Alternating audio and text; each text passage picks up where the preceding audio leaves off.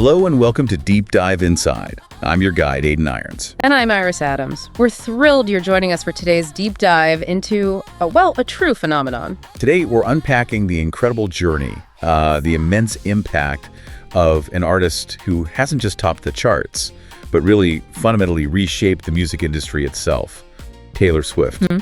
We've pulled together quite a stack of sources for you. I mean, everything from her official website, Grammy profiles, to Billboard chart histories, detailed tour data from places like Polestar and Setlist.fm.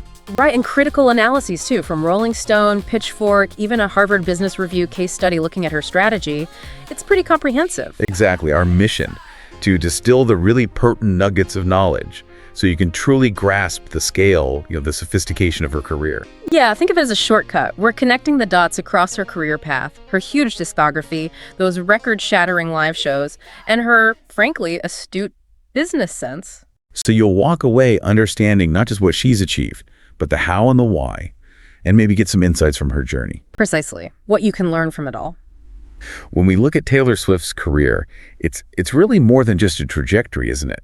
It feels like a constantly evolving narrative. Definitely. Her official website alone is kind of a testament to that. It's always buzzing with announcements, new projects, fan stuff. She's always moving forward. And what really stands out, especially if you look at sources like her all-music biography, is that stylistic evolution. It's remarkable. She started so firmly in country, albums like Fearless really defined that country pop sound for a whole generation. It's absolutely huge. But she didn't just stay there. She made this very deft, very strategic move into mainstream pop with 1989. Massive shift. Huge. And then later, she even explored those alternative sort of folk sounds with Folklore and Evermore. Yeah, surprising a lot of people. Exactly. And that willingness to reinvent her sound while somehow keeping her core identity, that's absolutely key to why she stayed so relevant. It's an adaptability that's, pretty rare. And it's not just us or the fans noticing. Her Grammy Awards profile, the list of awards is just staggering. It really is. We're talking 14 Grammys now. Yeah. Including that record-breaking 4 wins for Album of the Year. Which is just historic. Puts her past legends like Sinatra, Paul Simon, Stevie Wonder in that specific category. And she was the youngest ever to win it the first time. Right. For Fearless. She was only 20. Incredible. It's not just about collecting trophies. It shows consistent critical acclaim, real artistic impact for 2 decades now. And the Rock and Roll Hall of Fame acknowledging her influence already. She's eligible in 2031, which feels incredibly early, doesn't it? It does. Her career is still very much peaking. It just shows the weight of her contribution. So that ability to, cross genres, get that level of critical respect, and keep her artistic integrity. Yeah, it says a lot about her creative control and that connection she has with her audience. They follow her. They trust where she's going musically. So for you listening, this first look really shows a kind of blueprint, maybe. Clear artistic vision, strategic evolution, sticking to quality, it leads to monumental success. It's a masterclass, really, in growing an artistic brand over time. Okay, so let's dive into the heart of it, the music itself. Her discography is, it's colossal. Vast. Sources like Discogs, All Music, they lay it all out. Albums, EPs, singles, collaborations. It's just a huge body of work. And that huge catalog translates directly into just unprecedented market dominance. You can see it clear as day in the Billboard chart history. Yeah. Her artist page, the Hot 100 history. Remember when Midnight's came out? How could anyone forget? She became the first artist ever to hold all top 10 spots on the Hot 100 at the same time. Just own the chart. Completely. And the Billboard 200 for albums, same story. 11 #1 albums, I think. Many debuting at the top and just staying there for weeks. Okay, and here's where the scale gets kind of mind-blowing.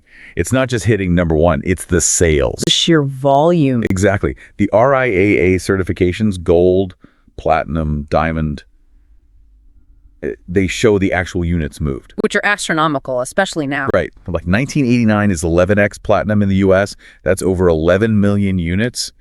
And Fearless is diamond over 10 million. These are numbers you just don't really see much anymore in the streaming era. It proves she can drive both physical and digital consumption like almost no one else. She's easily one of the best-selling artists of all time because of it. And then beyond the numbers, there's the songwriting itself. Yeah. The lyrical depth, Genius, with its annotations, is great for digging into that. She's a storyteller. Absolutely. She crafts these really intricate narratives, often from her own life, but makes them feel universal, all too well, 10-minute version. A phenomenon in itself. Right. It's just vivid, relatable storytelling that connected so deeply. And then there are the Easter eggs. Ah, yes, the clues. The hidden references in lyrics and videos, it creates this whole other layer of engagement. Fans become detectives. It's brilliant. So for you, the learner, this part really highlights how that consistent, high-quality output mixed with compelling personal stories. It's not just about charts. It builds that incredibly loyal, engaged fan base that waits for every single release. It's connection through narrative. Okay, moving from the studio to the stage, Taylor Swift's concerts. They're not just concerts, are they? They're events. Legendary experiences, yeah. Yeah. Setlist.fm shows you the history, how meticulously crafted those setlists are, how they evolve. And Songkick tracks the dates. She's everywhere. Massive global reach. And the scale, the economic impact. Polestar is the place for that data. Her tour grosses are consistently record-breaking. The Eras Tour, the numbers are just staggering. Past $1 billion in revenue already. It's the highest-grossing tour of all time. That level of demand is just wow. And she doesn't just play the songs. She creates these huge multi-sensory shows. Right. The planning, the stage design, the choreography, it's all top tier. And that fan engagement piece, even in massive stadiums, like playing different surprise songs each night. That's key. It makes even a giant stadium show feel personal, unique to that night. It fuels the demand, even with all the ticketing complexities that come with tours this big. It shows such a deep understanding of the fan experience, doesn't it? Absolutely. She uses those live shows to build a real community, forge that deeper connection.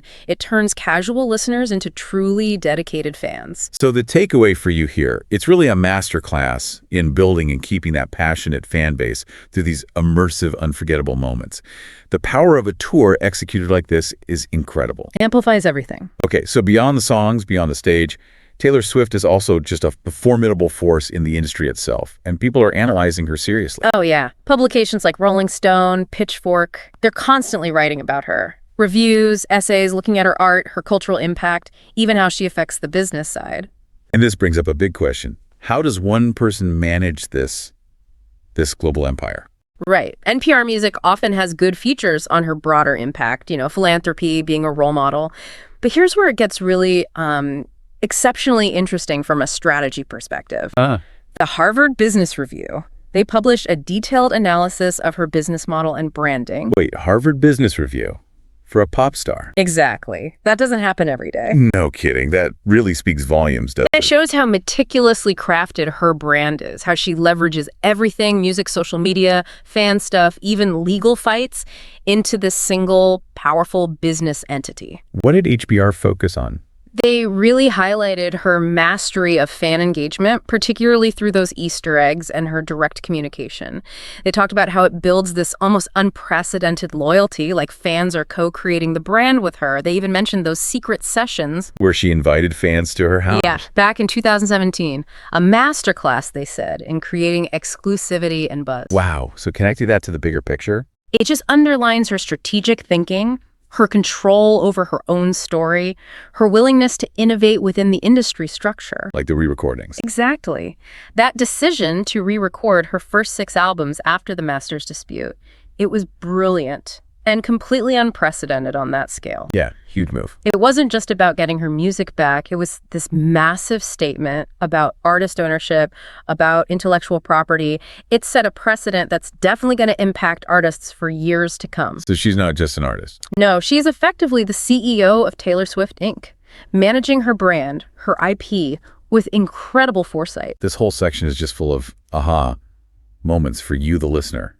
It really shows how you combine that talent with smart business decisions, understanding culture, controlling your narrative. And you create this unparalleled, enduring legacy that goes way beyond just music. It influences business itself. Wow. Okay, what an exhilarating deep dive that was. We've really navigated the whole incredible journey of Taylor Swift. We covered a lot.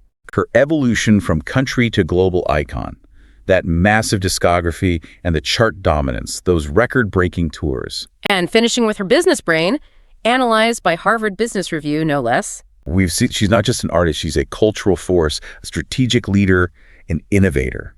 always connecting with her audience in these really profound ways. Yeah, the sources definitely gave us a comprehensive look at all the different layers of her career. It's incredibly multifaceted. And for you, the learner, we really hope this exploration served as a rich, detailed shortcut to understanding the true depth of her impact. Lots of surprising facts and insights beyond the usual headlines. So as we wrap up, here's something to maybe mull over. Beyond the numbers, the awards, the cultural presence, how does one artist actually achieve that kind of sustained dominance across art, business, and culture? Good question. And do it while simultaneously reshaping things like artist rights and fan engagement? What kind of enduring legacy is she still building right now? Definitely something to think about long after this deep dive ends. Indeed. Absolutely. Well, thank you so much for joining us for this deep dive. Until next time, keep learning, keep exploring, and keep questioning. This has been Deep Dive Inside.